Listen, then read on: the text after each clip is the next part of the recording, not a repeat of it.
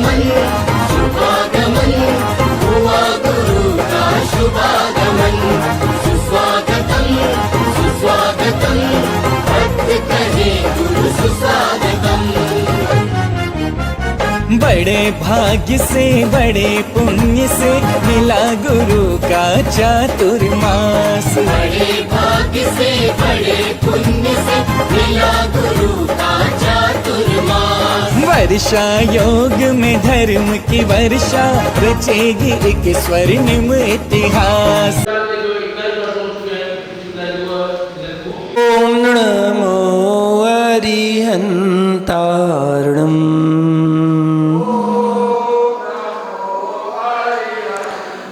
ओम नमो श्री सिद्धारणम।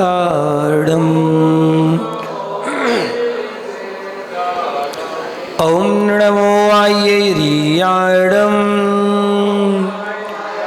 ओम नमो वज्रायाणम। ओम नमो लोये सौवे साहुड़म। जय बोलो नंदानंद सिद्ध परमेष्टि भगवान की, विश्ववंदनीय महावीर भगवान की, परम पूज गुरुदेव गणाचार्य श्री विराग सागर जी महामुनि राज्य की, चर्या श्रोमणी आचार्य श्री विशुद्ध सागर जी महामुनि राज्य की, उत्तम तप धर्म की, 10 लक्षण धर्म की, समोसरण महामंडल विधान की, गुरुवर विभंजन सागर जी महामुनि राज की, समस्त मुनि संघ की जय। महान भाव, उत्तम तप धर्म का दिन 7वें नंबर पर रखा है, जबकि तप तो पहले दिन से ही शुरू हो गया था। पहले दिन से ही लोगों ने त्याग करना शुरू कर दिया था। कोई एकासन कर रहा था, कोई उपास कर रहा है, कोई अपना रस का त्याग कर रहा है, कोई 2 उपास, कोई 3 उपास, कोई 5 उपास, तो कोई 10 उपास की साधना निरंतर श्रावक कर रहे हैं। तब तो पहले से ही प्रारंभ हो गया, लेकिन क्रमशः एक एक कदम बढ़ते हुए, एक एक सीढ़ी चढ़ते हुए हम मंजिल की ओर जा रहे हैं, मंजिल को प्राप्त करना चाह रहे हैं। सत्य को संयम की सुरक्षा मिली, वह सत्य में निखार आता है तब से। सत्य को संयम से सुरक्षा मिलती है, लेकिन उसमें निखार यदि आता है तो वो तप के माध्यम से आता है। हीरा तो पा लिया, सुरक्षित भी रख लिया, लेकिन हीरा चमकदार तो तराशने के बाद ही बनता है। जब तक हीरा को तराशा नहीं जाए तब तक वो मनोज्ञ सुंदर नहीं दिखता है, तब तक वो पहनने के योग्य नहीं होता है। और तराशने का नाम यदि कोई है तो वो तपश्चरण है। तपश्चरण से ही हीरा को तराशा जाता है। वैराग्य की प्राप्ति के लिए तपश्चरण अति आवश्यक है, जरूरी है। तब ही आत्मा को दोषों से छुटकारा दिलाता है, तब से ही मुक्ति के द्वार खुलते हैं। तप पकने की प्रयोगशाला है। जो तपता नहीं है वो पकता नहीं है, जो तपता नहीं है वो पकता नहीं है। आत्मा की शुद्धि यदि करना चाहते हैं तो तपश्चरण से ही होती है। तपने के बाद ही आत्मा परमात्मा बनती है। आप चाहें कि जो हमने कर्मों को बांध रखा है वो कर्म हमारे ऐसे ही निजीर्ण हो जाए, क्षय को प्राप्त हो जाए, हमें केवल ज्ञान की प्राप्ति हो जाए, नहीं, ऐसा नहीं हो सकता। जो आपने कर्मों की स्थिति बांधी है, उन कर्मों की स्थिति के बीच में न जाने कितनी बार आप कर्मों की स्थिति को बांधते रहते हैं। उन कर्मों की निर्जरा करने का यदि कोई साधन है तो वो है तप। तप सा निर्जराचा। तप करने से ही आप कर्मों की निर्जरा कर सकते हैं, उसी से ही आप मोक्ष जा सकते हैं। बिना तप किए आज तक किसी का न मोक्ष हुआ है, न किसी का मोक्ष होगा। तपना तो पड़ता ही है, बिना तपे परमात्मा नहीं बना जा सकता। फसल पकती है तपने के बाद, कितनी धूप लगती है तब जाके पकती है। फसल पकती है तपने के बाद। दूध पकता है तपने के बाद, आम पकता है तपने के बाद। तप के बिना आत्मशुद्धि हो ही नहीं सकती है। आत्मशुद्धि करना है तो तपना तो पहले पड़ेगा। आत्मा को स्वर्ण बनाना है तो इसे भी तपना पड़ेगा। आत्मा को स्वर्ण बनाना चाहते हो तो उसे भी तपना ही पड़ेगा। बिना तपे वो भी शुद्धि को प्राप्त नहीं हो सकता। 12 प्रकार के तप आचार्यों ने कहे हैं कि 12 प्रकार के तप होते हैं। जो शुरू के जो 4 तप हैं उनका संबंध भोजन से है। मुख्यतः 2 प्रकार के तप हो गए, बहिरंग तप और अंतरंग तप। बहिरंग तप के जो 4 भेद हैं, 6 भेद हैं, उसमें 4 भेद जो है वो भोजन संबंधी है। भोजन, अब देखिए कितना भोजन का त्याग कराया जाता है। 4 इंद्रियों के नियंत्रण के लिए तप बताए गए। 4 इंद्रियों को नियंत्रण करने के लिए केवल 2 तप हैं, जबकि रसना इंद्री को नियंत्रण करने के लिए 4 तप बताए गए हैं। इतनी खतरनाक है रसना इंद्री। उसको कंट्रोल करने के लिए 4 तप बताए गए हैं। पहला तप अनशन, दूसरा ऊनोदर, तीसरा विविक्त शय्यासन और चौथा रस परित्याग। ये चारों के चारों भोजन संबंधी हैं। भोजन का त्याग करना इसमें बताया जाता है, भोजन को सिखाया जाता है। और एक की बात उत्तरोत्तर बड़ी से बड़ी है। अनशन से बड़ा ऊनोदर, ऊनोदर से बड़ा वृत्ति परिसंज्ञा, वृत्ति परिसंज्ञा से बड़ा रस परित्याग, रस परित्याग से विविक्त शय्यासन, विविक्त शय्यासन काय क्लेश। क्रमशः एक करके बड़े बड़े हैं। और उसके बाद अंतरंग तप जो 6 है वो बहिरंग तप से भी बड़े हैं। प्राश्चित, विनय, वैयावर्ती, स्वाध्याय, विस्तृत, ध्यान, ये उनसे भी बड़े हैं, क्रम से बड़े हैं। तो आपको बता दूं सबसे छोटा जो तप है वो है अनशन, मतलब उपवास करना। अब आप सोचेंगे फिर उपवास करने का क्या फायदा। सबसे छोटा तप है। और सबसे बड़ा कोई तप है तो वो ध्यान। सबसे बड़ा तप है ध्यान, सबसे छोटा तप है अनशन। लेकिन ध्यान तक पहुंचने के लिए अनशन से ही शुरुआत करना पड़ेगी। अनशन से शुरुआत होगी तभी ध्यान तक पहुंच पाओगे। अगर ध्यान तक पहुंचना चाहते हैं तो पहले अपने शरीर पर, अपने इंद्रियों पर, अपनी रसना इंद्री पर कंट्रोल करना आना चाहिए। जिसने रसना इंद्री पर कंट्रोल कर लिया उसने 4 तप कर लिए। 4 तप भैया, जैसा कि मैंने बताया, रसना का एक काम नहीं, रसना के 2 काम है। बार बार याद आ जाती है रसना इंद्री, क्योंकि वो एक काम नहीं करती है, वो 2 काम करती है। 4 प्रकार के तप करने के लिए जो रसना इंद्री है उसको कंट्रोल करने के लिए उसके दोनों कामों पर कंट्रोल करना पड़ता है। एक काम तो उसका चखना है और दूसरा काम उसका बकना है। दोनों पर कंट्रोल करना है, तभी आप रसना इंद्री पर कंट्रोल कर पाएंगे और तभी आप 4 तप कर पाएंगे। कि 4 तप कैसे हैं, उस रसना इंद्री पर नियंत्रण करना है। उसे नियंत्रण में रखने के लिए 4 प्रकार के तप करने की जरूरत है। और बाकी इंद्रियों के एक ही काम होते हैं तो ज्यादा तप करने की आवश्यकता नहीं है। इसलिए रसना इंद्री पर कंट्रोल करें। हमारे यहाँ 24 घंटे में एक बार आहारचर्या बताई गई साधु के लिए। एक बार ही आहार करना है। उतना त्याग, उतना खाने पीने का त्याग के बारे में हमारे यहाँ बताया गया कि तप का माध्यम जो है वह भोजन पानी पर कंट्रोल करना है। आप जैसा भोजन करेंगे आपके वैसे विचार हो, वैसा आपका मन होगा।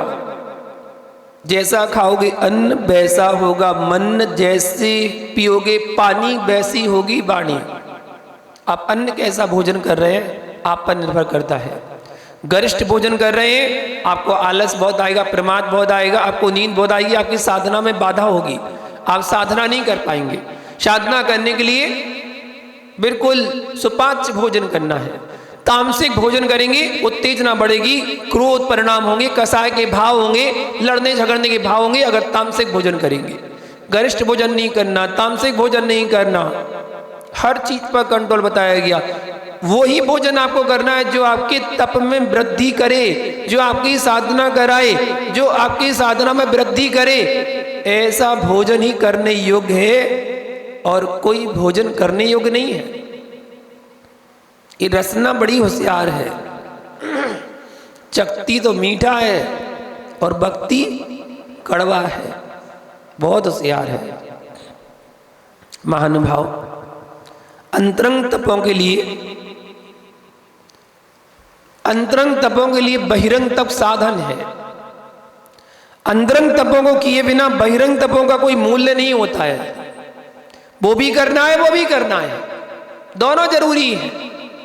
और क्रमशः जब जब जितना अवसर जो मिल जाए वो करना जरूरी है। यह वह तप है जो बाहर से दूसरों को दिखता है, वो बहिरंग तप है। और जो खुद को दिखता है, अपने आप को दिखता है, वो अंतरंग तप है। अंतरंग तप में सबसे बड़ा तप है प्रायश्चित। प्रायश्चित लेना कोई आसान बात नहीं है। प्रायश्चित लेना आसान बात नहीं है। यदि आपके द्वारा कोई गलती हो गई, अपनी गलती को गलती मानकर स्वीकार कर लेना, यही सबसे बड़ा प्रायश्चित है। कोई अपनी गलती स्वीकार नहीं करता कि मेरी गलती है, वो तो समझता मैं सही हूं, बस मैं सही हूं। अपनी गलती स्वीकार ही नहीं कर पाता है। स्वाध्याय और विसर्ग आत्मा को निर्मलता प्रदान करते हैं। ये अंतरंग तप के अंतर्गत आते हैं। ध्यान रखिए, 12 तप एक दूसरे से उत्तरोत्तर बढ़ते क्रम में है। अनशन साल भर भी करे तो केवल की गारंटी नहीं है कि केवल ज्ञान प्राप्त हो जाए, कोई गारंटी नहीं है। लेकिन ध्यान यदि अंतर्मुद भी कर लिया जाए तो केवल की समता प्राप्त हो सकती है। भरत चक्रवर्ती ने अंतर्मुद ही केवल ध्यान किया था और केवल ज्ञान की प्राप्ति हो गई थी। और वो साल भर उपवास करके खड़े रहे, बाहुबली भगवान, उनको केवल की प्राप्ति नहीं हुई। जरूरी नहीं है कि आप 1 साल उपवास करेंगे तो आपको केवल ज्ञान हो, कभी नहीं बनता है। एक बार जो आत्मा परमात्मा बन गई, वो परमात्मा कभी दोबारा संसार में जन्म लेने के लिए नहीं आती है। एक बार जो आत्मा शुद्ध हो गई, वो शुद्ध हो गई। तपने के बाद वो आत्मा शुद्ध हुई है। जिस प्रकार अग्नि में तप कर स्वर्ण कुंदन बनता है, उसी प्रकार अपनी आत्मा को स्वर्ण और कुंदन बनाना चाहते हो तो इसको भी तप के माध्यम से तपाना पड़ता है। जब तक तपाओगे नहीं, तब तक आत्मा कुंदन बनने वाली नहीं है। तप बिना तो लौकिक कार्य की सिद्धि भी नहीं होती है। मोक्ष की तो दूर की बात, पारमार्थिक सिद्धि तो बात की बात। जब लौकिक सिद्धि तप के बिना नहीं होती है, तो पारमार्थिक सिद्धि तप के बिना कैसे संभवता हो ही नहीं सकती। तप तो करना ही पड़ता है। एक विद्यार्थी भी तपता है। आपको पता कितना तप करता है विद्यार्थी? विद्यार्थी भी तपता है जो रात दिन पढ़ाई करता है, इतनी पढ़ाई करता है, इतना अध्ययन करता है। 24 घंटे में 16 घंटे, 17 घंटे पढ़ाई करता है। इतना तपता है, रात भर जगता है, पढ़ाई करता है, तब जाके उसको कोई सफलता मिलती है। लेकिन फिर भी उसका तप नहीं कहलाता है। तप तो वो है जो जीवन का कल्याण कर दे, जीवन को कल्याणमय बना दे, वो तप कहलाता है। ऐसे तो सब तपते हैं। फल भी तपता है, मिट्टी भी तपती है, बीज भी तपता है, पत्थर भी तपता है, सोना भी तपता है, रोटी भी तपती है, दूध भी तपता है। सभी को तपना पड़ता है और तपते हैं तभी स्वादिष्ट बनते हैं। यदि फल तपेगा नहीं तो मीठा नहीं लगेगा। मिट्टी यदि तपेगी नहीं तो वो गागर नहीं बनेगी। बीज यदि तपेगा नहीं तो वट वृक्ष नहीं बनेगा। पत्थर यदि नहीं तपेगा तो परमात्मा का मूर्त धारण नहीं कर पाएगा। और सोना यदि नहीं तपेगा तो आभूषण नहीं बन पाएंगे। और रोटी अगर नहीं तपेगी तो पेट दर्द करने लगेगा।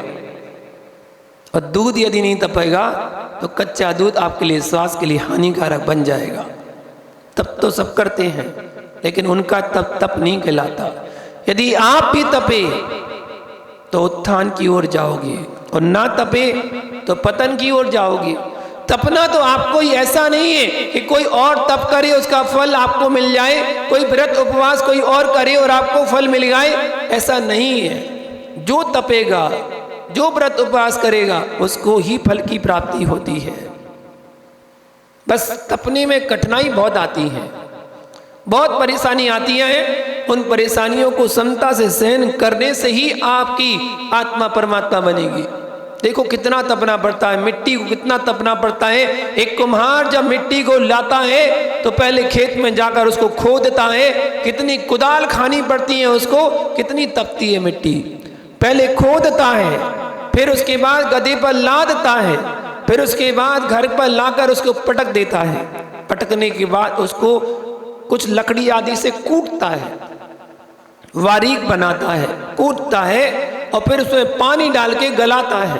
गलाने के बाद पैरों से रौंदता भी है, और रौंदता के बाद लोदा बना के चाक में लगा देता है, और फिर घुमाता भी है, खूब घुमाता है। और घुमाने के बाद एक आकार देता है, आकार देने के बाद उसको सूखने के लिए रखता है। अभी तब समाप्त नहीं हुआ, अभी धूप में सुखाएगा। जब धूप में सूख जाता है तो अभी इसने में काम नहीं चला, फिर उसको अग्नि में झोंक देता है, अग्नि में उसको तपाता है। और जब अग्नि में तप जाती है बहुत अच्छे से, प्रारंभ में से लेकर अंत तक उसको तपना ही पड़ता है। और जब अंत में तप जाती है तो निखर जाती है। उसके तप का ही फल है जो पैरों में पड़ने वाली मिट्टी माथे पर कलश बनकर विराजमान हो जाती है, ये उसके तपने का ही फल है। आचार्य ने कहा है, पाषाणेषु यथा हिम, दुग्ध मध्ये यथा घृतम, तिल मध्ये यथा तेलम, देह मध्ये यथा शिवा, काष्ठ मध्ये यथा बन्नी, शक्ति रूपेण तिष्ठति। आय महात्मा शरीरेषु, ये जानाति स पंडिता। पंडित कौन, विद्वान कौन, ज्ञानी कौन? जिस प्रकार पत्थर में सोना है, दूध में घी है, दूध में उंगली डालो और घी निकालो, निकल आएगा? नहीं। पत्थर में हाथ डालो, सोना आ जाएगा? नहीं। लेकिन है, पत्थर में सोना है, दूध में घी है, तिल में तेल है। उसी प्रकार शरीर में आत्मा है। दूध में घी नहीं दिखता है, तिल में तेल नहीं दिखता है, और पत्थर में सोना नहीं दिखता है, वैसे शरीर में हमें आत्मा दिखती नहीं है, लेकिन है। जैसे कैसे है? तो जैसे काष्ठ में अग्नि शक्ति रूप में विद्वान है, वैसे ही आत्मा शरीर में रहती है। ऐसा जो जानता है, ऐसा जो मानता है, वो विद्वान है। वो विद्वान कहलाता है जो इस प्रकार ऐसा जानता है कि हाँ, हमारी आत्मा में वो शक्ति है कि हम भी परमात्मा बन सकते हैं। लेकिन साधन तो तप ही कहलाता है। एक बार अकबर ने सभा में बोला कि बताओ, ऐसा कोई व्यक्ति है जो इस काले कलूटे कोयले को सफेद कर सकता है? ऐसी कोई दवाई, ऐसा कोई केमिकल है जिससे इस कोयले को सफेद किया जा सके? सभी सभासद सोच में पड़ गए। कोयला तो काला ही है, और काला तो काला ही है, उसको सफेद कैसे किया जाए? सभी बताने में असमर्थ हुए। तो बीरबल कहता है, हम बताते हैं। बोले कैसे? उसने तुरंत वहां पर थोड़ी सी आग जलाई, और आग जला के कोयले को डाल दिया। आग जलाकर कोयले को डाल दिया। बोले क्या कर रहे हो? बोले आपको तो कोयला सफेद करना है ना, मैं करके दिखा रहा हूं। और जैसे ही कोयले को अग्नि में डाला, धीरे धीरे धीरे धीरे कोयला तपता तपता तपता रहा, जलता रहा, और तप का निखार ऐसा आया कि वो कोयला भी सफेद हो गया। एक काला कलूटा कोयला भी तप करने के माध्यम से सफेद हो सकता है। उसी प्रकार हमारी आत्मा भी, आत्मा कोयले के समान काली है, और यदि उसको शुद्ध करना है तो उसे तप रूपी भट्टी में जलाना पड़ेगा। तब ही हमारी आत्मा पावन और परमेश्वर परमात्मा बन सकती है, उजली बन सकती है, धवल बन सकती है, निखर सकती है। आत्मा को परमात्मा बनाना है तो तप के माध्यम से ही उसको परमात्मा बनाया जा सकता है। जिस प्रकार दूध को गर्म करने के लिए दूध को गैस पे नहीं रखा जाता है, गर्म तो दूध को करना है ना। आप लोग तो करते होंगे ना दूध को गर्म, सब लोग करते होंगे, जेंट्स भी करते होंगे। अब करवाती होंगी तो करना पड़ता होगा ना, गरम करते हैं ना, दूध को गरम करते हैं। आपसे पूछा जाए आप क्या कर रहे हैं, तो बोले दूध को गरम कर रहे हैं। दूध को गरम कर रहे हैं तो दूध को गैस पर क्यों नहीं रखते हो? दूध को गरम करते हो तो दूध को गैस पर क्यों नहीं रखते हो? रखते पहले किसको? ओहो, पहले तो बर्तन को ही रखते हो, पतीली को ही गर्म करने के लिए रखते हो। पतीली गर्म हो जाती है, उसके बाद उसमें दूध डाल दिया जाता है तो वो दूध गर्म हो जाता है। तपना पहले किसको पड़ता है? पतीली को, बर्तन को। दूध को गर्म करने के लिए दूध रख दिया करो, कितना अच्छा है, गैस ही खत्म हो जाएगी। बर्तन को पहले तपना पड़ता है, तब जाके दूध तपता है। वैसे ही भैया, अगर आत्मा को परमात्मा बनाना है तो पहले शरीर को तपाना पड़ेगा। शरीर तपेगा तभी आत्मा परमात्मा बनेगी। शरीर को तो तपाना पड़ेगा। अच्छा बताओ, दूध ज्यादा गर्म हो जाए तो क्या होता है? उफन जाता है। कैसे आता है? नीचे जाता है कि ऊपर जाता है? ऊपर अपने आप जाता है, जाता है और बाहर निकल आता है। भैया, जैसे शरीर को भी ज्यादा तपा लिया जाए तो शरीर में से आत्मा निकलकर ऊपर को जाती है और सीधी सिद्धालम जाके विराजमान हो जाती है। उफन जाएगी आत्मा भी, लेकिन तपाना किसको पड़ेगा? पहले शरीर को तो तपाना पड़ेगा। बिना शरीर को तपाए आत्मा को परमात्मा नहीं बनाया जा सकता। और कोई दूसरा साधन ही नहीं है, कोई साधन नहीं है। महानुभाव, केवल इच्छाओं को बस में करने से तप किया जा सकता है। अपनी इच्छाओं को बस करो। तपसा निर्जराचा, तपस्या निर्जरा का कारण है। कितनी करो तपस्या? शक्ति त्यागा तपसी। कितनी करो? अपनी शक्ति के अनुसार तप त्याग करना चाहिए। किसके लिए करना चाहिए? कर्म क्षयार्थम तप्यत इति तपा, अर्थात कर्म क्षय के लिए तपने को तप कहा जाता है। और तप क्या है? इच्छा निरोधस तपा, इच्छाओं को रोकना ही तप है। कसायों को छोड़ना, समितियों का पालन करना, गुप्तियों का पालन करना और 100 पर का भेद विज्ञान करना, इसका नाम तप है। आचार्यों ने कहा है। इसलिए उन तपों को तपने का प्रयास करना चाहिए। तप से आप नर से नारायण बन सकते हैं।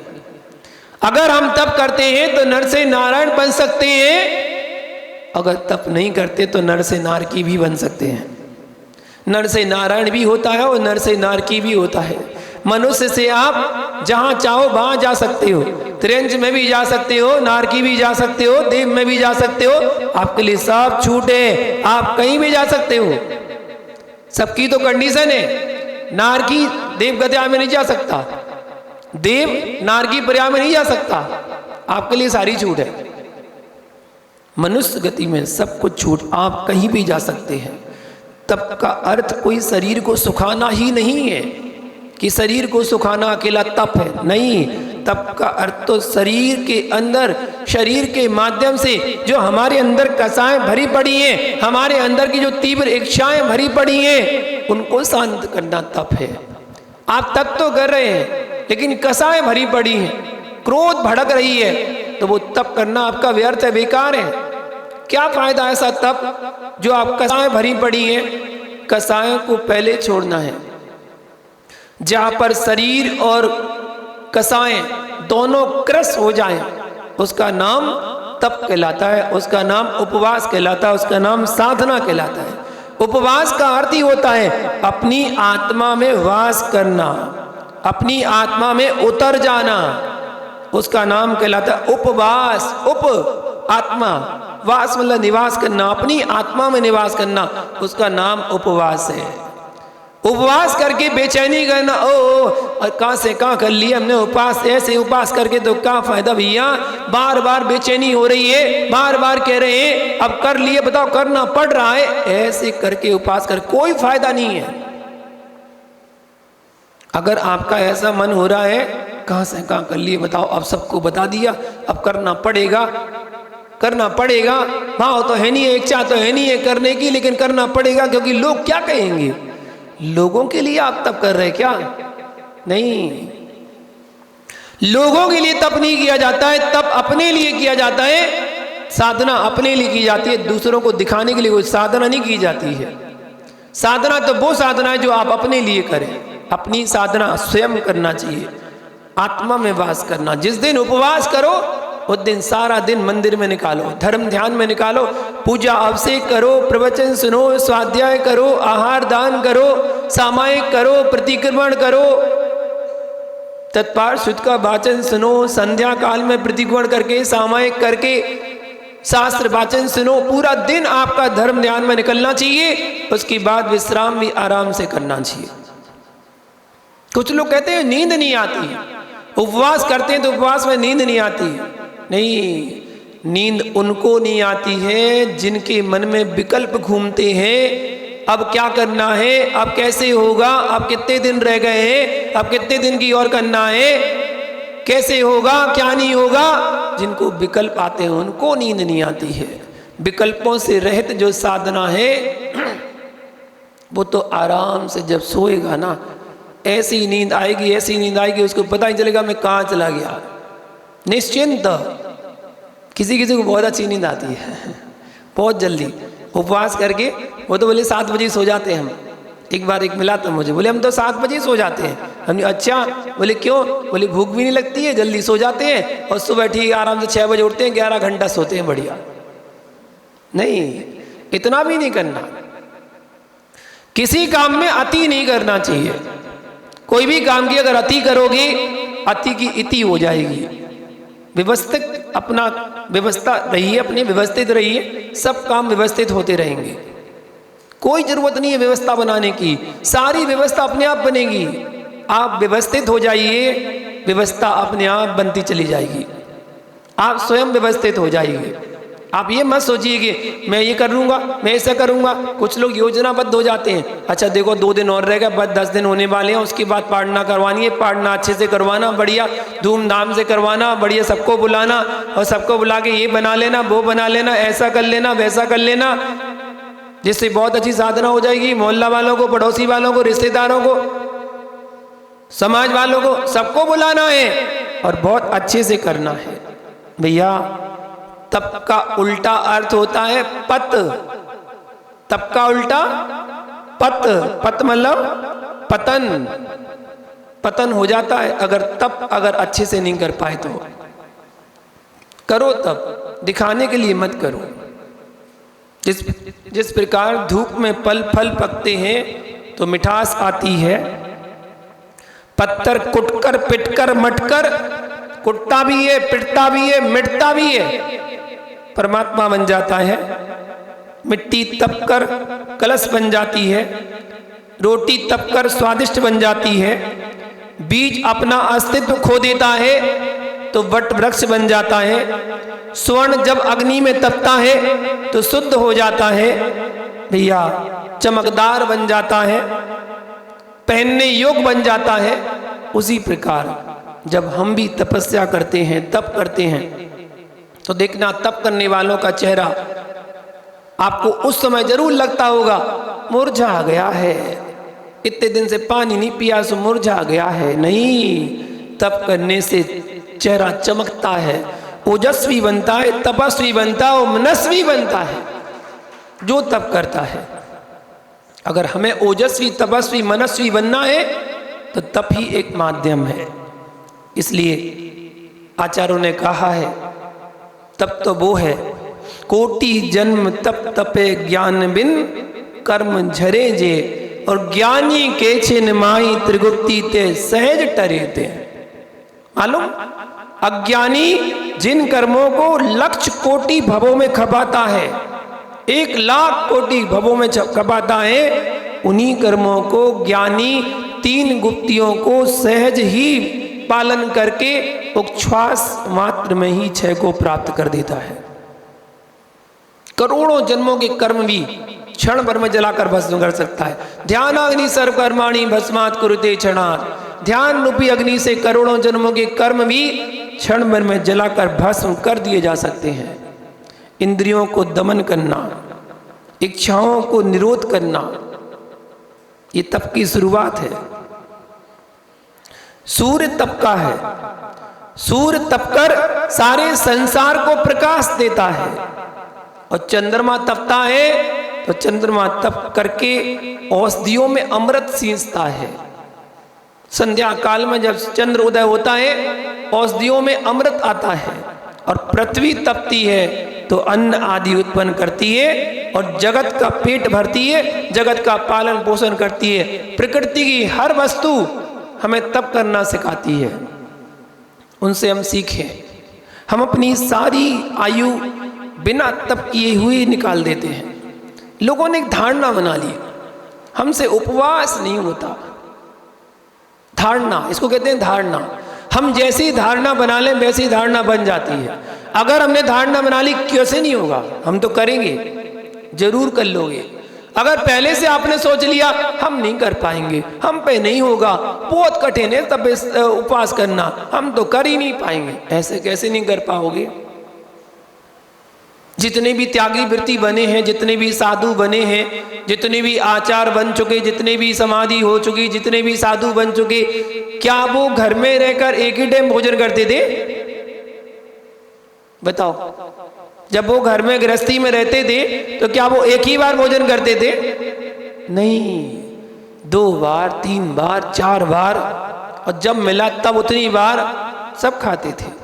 लेकिन जब ज्ञान हुआ तो 4 बार से 3 बार किया, 3 बार से 2 बार किया, 2 बार से 1 बार किया, और 1 बार से वो भी भरोसा नहीं मिल जाए। 1 बार करने तो जाना है, लेकिन वो भी भरोसा नहीं है कि आज मिल ही जाएगा। जाना तो है, लेकिन मिल जाए ना मिले वो तुम्हारे कर्म के उदय के ऊपर है। जैसा है तुम्हारा कर्म का उदय है, मिल जाए कोई भरोसा नहीं है। हाँ, श्रावक तो पूरी कोशिश करता है, श्रावक पूरी कोशिश करता है, बड़े भक्ति भाव से चौका भी लगाता है और बड़े भक्ति भाव से पड़गान भी करता है, देने का प्रयास भी करता है। बाकी अपने अपने कर्म का उदय है, मिल जाए कोई भरोसा नहीं है। उपवास अपनी मर्जी से लिया जाता है, साधना अपनी मर्जी से ली जाती है। सुबह उठे, प्रातः काल उठे और सब त्याग कर दिया, वो उपवास है, वो साधना है, वो अपनी मर्जी से की जाती है। तो साधु भी जब घर में रहा करते थे तो घर में 2 बार, 3 बार, 4 बार अच्छे से भोजन करते थे, लेकिन तप करना प्रारंभ किया तो वह 1 बार में भी हैबिट बन गई। तो अपनी आदत को मत छुपाओ, ये मत कहो कि मैं नहीं कर पाऊंगा, मैं नहीं कर पाऊंगा। जो कभी कुछ नहीं कर सकता वो 10 लक्षण में सब कुछ कर सकता है, सब कुछ कर सकता है। आप अभी मैं सुबह चर्चा कर रहा था, जो अभी अपने ये नए युवा बैठे हैं, ये कभी जिंदगी में अपने इतने साल इतने बड़े होगा कभी पहली बार बताने बैठे कि बार बार बैठते हैं? बताओ, पहली बार बैठे? पहली बार बताने बैठे। अगर ये यही सोचते रहते हम नहीं बैठ पाएंगे, हम नहीं बैठ पाएंगे, और ये बहुत लंबा होता है, इतनी देर तक कैसे बैठेंगे, कैसे करेंगे, तो ये कभी बैठ ही नहीं पाएंगे। आप लोग भी कितने विधान कर चुके। जब पहली बार बैठे होंगे, आपने भी तो शुरुआत भी तो की होगी, पहली बार तो बैठे होंगे, उसके बाद ही तो आपके भाव बने कि हम दूसरी बार बैठे। पहली बार कोई भी काम करोगे तो आपको ऐसा लगता है कैसे होगा।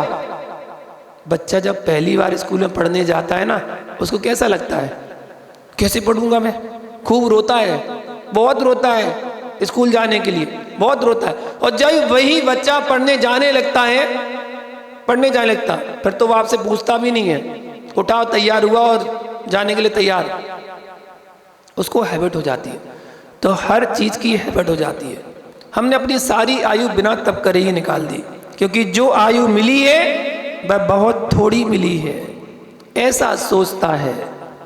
भैया एक बार ना ऐसी दृष्टांत कथन है, आयु बढ़ रही थी, आयु बढ़ रही थी, तो आयु लेने के लिए मनुष्य पहुंचा।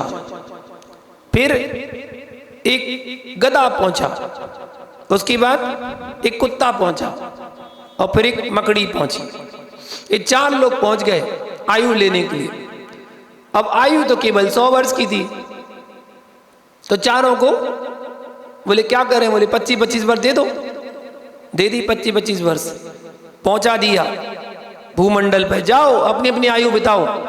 अब मनुष्य आया तो मनुष्य तो लोभी व्यक्ति, उसे तो बहुत अच्छा लगा, बाकी तो रो रो के जिंदगी काट रहे थे। बोले क्या करें, 2-4 दिन में ही गधा पहुंच गया जिनने आयु बांटी। बोले हमें नहीं चाहिए इतनी बड़ी जिंदगी, 25 साल तक हम कैसे बोझा ढोएंगे, हम नहीं बोझ सकते। बोले क्या करें, बोले वापस ले लो। इतने में मनुष्य पहुंच गया, कहता है इनकी वापस मिल रही है, हम इनको दे दो, हमें कम पड़ रही है। बोले ठीक है तुम ले लो। इतने में कुत्ता पहुंच गया, कहता है हमारी भी बहुत ज्यादा है, हमारी भी ले लो वापस, हमें नहीं चाहिए। मनुष्य कहता है हम इनको दे दो, अब तुम्हारे पास तो है ही, हम इनको दे दो। उनकी भी ले ली। तभी मकड़ी पहुंच गई, बोले हम क्या करेंगे जाल बुन बुन के इतने साल, हमारी भी उम्र ले लो पूरी, हमें नहीं चाहिए। ठीक है भैया वो भी दे दो। मनुष्य ने कहा हमें भी दे दो। अब मनुष्य की होगी पूरी 100 वर्ष। 100 वर्ष की आयु लेकर मनुष्य आया नीचे, ठीक है ना। सबसे पहले जिंदगी उसकी किसकी थी, मनुष्य की। आदमी 25 साल कैसे निकालता है, अपनी आयु के शुरू के 25 साल कैसे निकालता है, बहुत मौज मस्ती में, बढ़िया पढ़ाई लिखाई में अच्छे से, ठीक है। 25 साल के बाद क्या हो जाती है उसकी, क्या हो जाती है, शादी।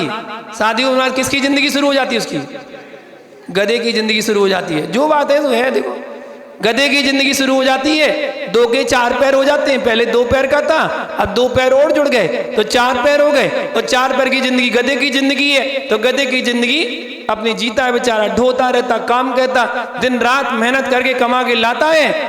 और बस उनकी एक बार पत्नी की मांग भरी थी, तो जिंदगी भर मांग भरना पड़ती है उसकी। पत्नी की मांग एक बार भरना पड़ती है, उसके बाद जिंदगी भर उसकी मांग पूरी करनी पड़ती है। जिंदगी भर उसकी मांग पूरी करो, है ना। किसकी जिंदगी चल रही, इनसे पूछा किसकी जिंदगी चल रही है, गधे की चल रही है। और जब 50 साल का आदमी हो जाता है, उसके बाद किसकी जिंदगी शुरू हो जाती है, बोलो ना, कुत्ते की। क्योंकि उसके 4 बच्चे हो गए। जब तक 4 बच्चे हो गए, और चारों बच्चे की शादी कर दी, चारों बच्चे अलग अलग हो गए। अब एक बच्चा कहता है हमारे यहाँ सोमवार को खाना खाना, हमारे यहाँ मंगलवार को, हमारे यहाँ बुधवार को, हमारे यहाँ गुरुवार को। आज वहां खा रहा है, कल वहां खा रहा है, परसों वहां खा रहा है। किसकी जिंदगी जी रहा है, कुत्ते की जिंदगी। कुत्ता भी ऐसे ही तो घूमता है बेचारा, आज इसके द्वारे, कल उसके द्वारे, परसों उसके द्वारे, तो फिर से जिंदगी जीता है। अब कितनी जिंदगी हो गई, 75 वर्ष की।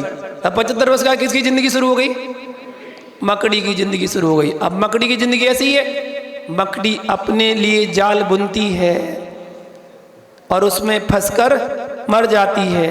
ऐसे ही आदमी अपने लिए जाल बुनता है, और लेकिन परिवार कुटुंब में ऐसा फंसता है, उसी में अपनी आयु पूरी समाप्त कर देता। पूरी 100 वर्ष उसकी ऐसे ही बीत जाती है, वो सोच ही नहीं पाता कि मैं कर क्या रहा हूं। जिंदगी सारी ऐसे ही निकल जाती है। तो महानुभाव, अपनी आयु को कुछ तप के माध्यम से भी निकालो, कुछ तो तप करो। बिना तप करे आत्मा परमात्मा नहीं बनती है। श्रवण बेलगोला की जब मूर्ति बन रही थी, तो उसकी माँ, जो बनाने वाला कारीगर था, उसकी माँ उसको बिना नमक का भोजन देती थी, और वो इतने तल्लीनता के साथ भोजन बनाता था, बड़े आनंद के साथ। एक दिन वह कारीगर कहता है, माँ भोजन में नमक नहीं है। तो माँ ने मालूम क्या पूछा, बोले बेटा मूर्ति बनके तैयार हो गई क्या? बोले हाँ मूर्ति तो तैयार हो गई। मूर्ति का नमक से क्या मतलब है? बोले कब तैयार हो? बोली आज ही फाइनल हुई है, तैयार हो गई है। बोले बेटा मैं नमक तो तुम 6 महीने से नहीं खा रहे हो। 6 महीने से माँ ने उसको नमक नहीं दिया था, लेकिन पता ही नहीं चलता था, क्योंकि वो तल्लीन था उस मूर्ति बनाने में, तब कर रहा था, इतना तल्लीन था मूर्ति बनाने में कि उसको नमक का भी स्वाद नहीं आता था। महानुभाव, लेकिन क्या करें, कुछ लोग तब करते तो कुछ लोग रोकते हैं। पता एक बैलगाड़ी थी, गांव में बैलगाड़ी जा रही थी, तो 4-5 बच्चे ना वो चक्कर उसमें बैठ गए। बचपन में आप लोग भी बैठे होंगे, बैलगाड़ी जा रही होगी, वो पीछे से आप बैठ गए। अब 2-4 बच्चे तो बैठ गए, लेकिन 2-4 बच्चे बैठ नहीं पाए। जब बैठ नहीं पाए तो वो भाग रहे थे, भागते भागते चिल्लाने, ओ गाड़ी वाले, तुम्हारी बैलगाड़ी में देखो बच्चे बैठ गए। उसने क्या किया, डंडे से बोया, उठो भगो यहां से। समझ गए ना? खुद तो तब कर नहीं पा रहे, खुद तो बैठ नहीं पाए गाड़ी में, दूसरे को भी उतरवा दिया। खुद तो तब कर नहीं पाए और दूसरों को भी तब कर रहा है, तो उसको भी नहीं करने दे रहे। चलो नहीं करो, चलो बहुत हो गए उपास, बहुत हो गई तब। हम अगर स्वयं नहीं कर सकते तो दूसरों को प्रेरणा देना चाहिए, उसकी अनुमोदना करना चाहिए। बहुत अच्छा, बहुत बढ़िया, आपके तब की बहुत बहुत अनुमोदना। राकेश लवाड़िया जी, शिवानी जी और मधु जी, प्रभा जी, अपने यहाँ 3 व्यक्ति ऐसे हैं जो 10 लक्षण पर्व की साधना कर रहे हैं। शुरुआत उन्होंने एक उपास से की, 1 से 2 हुए, 2 से 3 हुए, 3 से 4 हुए, 4 से 5 हुए, 5 से 6 हुए, और आज उनका 7वां उपास। उनकी साधना के लिए अनुमोदना कर लो सब लोग। ये साधना की अनुमोदना है। आप अगर आज अनुमोदना कर रहे हैं तो एक दिन आपके भी ऐसे भाव बनेंगे कि हम भी उन जैसे उपवास कर सके। ऐसी अनुमोदना करना, केवल ताली अकेले मत बजा देना, केवल उनसे जाके ये मत पूछ लेना साता क्या, साता क्या होती है। साता, इस साता माता हमारे यहाँ नहीं पूछी जाती है, ये तो वहां पर सितंबर में पूछी जाती है। हमारे यहाँ तो पूछिए आपकी साधना अच्छी चल रही है, वो साधना कर रहे हैं, उनकी साधना अच्छी चल रही है, ये पूछना चाहिए। आपका स्वास्थ्य अनुकूल है, ये पूछना चाहिए। सब लोग चिल्लाते साता साता, कौन सी साता है? आपका स्वास्थ्य अनुकूल है, साधना कर रहे हैं, आपके स्वास्थ्य अनुकूल है। प्रभा जी, लवाड़िया जी, अनुकूल है, बहुत अच्छा, बहुत अच्छी आपकी साधना निरंतर चलती रहे। आपके तप की अनुमोदना करते हैं और आपके तप के लिए मेरा भी बहुत बहुत आशीर्वाद है। निरंतर आप तप साधना करते रहे। एक अंतिम पंक्तियों के साथ मैं आपको वाणी को विराम दूंगा। कहते हैं एक छोटा सा भजन बनाया किसी ने, और मुझे 2 पंक्ति उसकी बहुत अच्छी लगती हैं। कौन सा भजन है? सूरज तपे तपे रे माटी, दीपक जले जले रे बाती, तुझको तपना होगा मोहे तजना होगा, तुझको तपना होगा मोहे तजना होगा। सूरज तपे तपे रे बाटी, दीपक जले जले रे बाती, तुझको तपना होगा मोहे तजना होगा। तभी तो माटी को गागर बनाए, गागर में सागर सहज ही समाए। माटी सा अर्पण समर्पण जब होगा, मुक्ति रमा का वरण तब ही होगा। तुझको तपना होगा मोहे तजना होगा, तुझको तपना होगा मोहे तजना होगा। तप अग्नि में तप के हो जा तू कुंदन, तप से ही कटते हैं जन्मों के बंधन। तप के बिना तेरा निश्चित पतन है, तप ही तो मुक्ति का अंतिम जतन है। तुझको तपना होगा मोहे तजना होगा, तुझको तपना होगा मोहे तपना होगा। तप यानी क्या है? तप, तप यानी इच्छाओं को शांत करना, तप यानी विषयों से मन को हटाना, तपिया ने खुद में ही खुद को है पाना, तपिया ने आत्मा को निर्मल बनाना, तुझको तपना होगा मोहे तजना होगा, तुझको तपना होगा मोहे तजना होगा, तुझको भी तपना होगा। कभी नहीं कहा है, हर व्यक्ति को तपना होगा। प्रकृति की हर वस्तु तपती है, तो आप भी प्रकृति के अंतर्गत आते हैं, तो आपको भी तपना है, आप भी तपे। आज उत्तम तप धर्म का दिन है, अपने जीवन में कोई ना कोई तप जरूर धारण करना। ज्यादा बड़ा नहीं कर सकते हो, छोटा करना। साल में 10 नहीं कर सकते, 20 नहीं कर सकते, 35 नहीं कर सकते, 48 नहीं कर सकते, कम से कम साल में एक तो कर सकते हो। कम से कम एक तप की भावना बना लेना कि अपने साल में एक उपवास जरूर करूंगा। वैसे तो डॉक्टर कहते हैं महीने में एक उपवास जरूर करना चाहिए। जिसको स्वस्थ रहना है उसको महीने में एक उपवास जरूर करना चाहिए, ऐसा डॉक्टर कहते हैं। इतना नहीं कर सकते हो तो कम से कम इतना कर लेना कि साल में एक तप जरूर करना। आने वाली अनंत चतुर्दशी है, अनंत चतुर्दशी बड़ी चतुर्दशी कहलाती है। जिसने कभी उपवास नहीं किए वो अनंत चतुर्दशी के दिन उपवास जरूर कर लेना और अपनी साधना की शुरुआत कर लेना, अपने तप की शुरुआत कर लेना कि चलो साल में कम से एक बार तो उपवास जरूर करेंगे।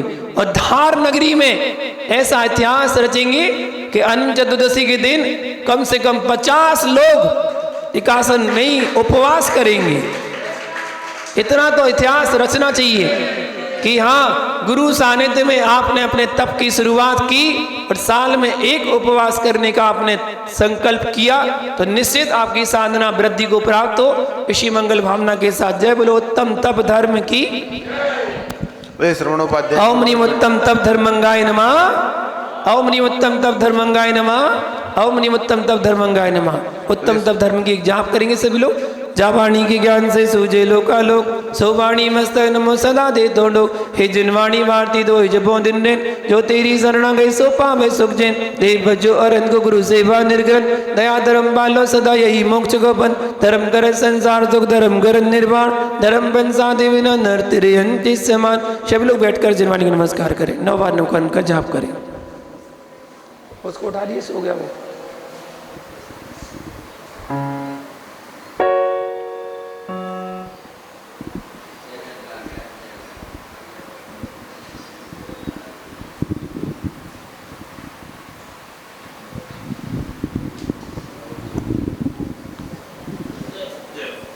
बोलिए द्वादशांग जिनवाणी माता की।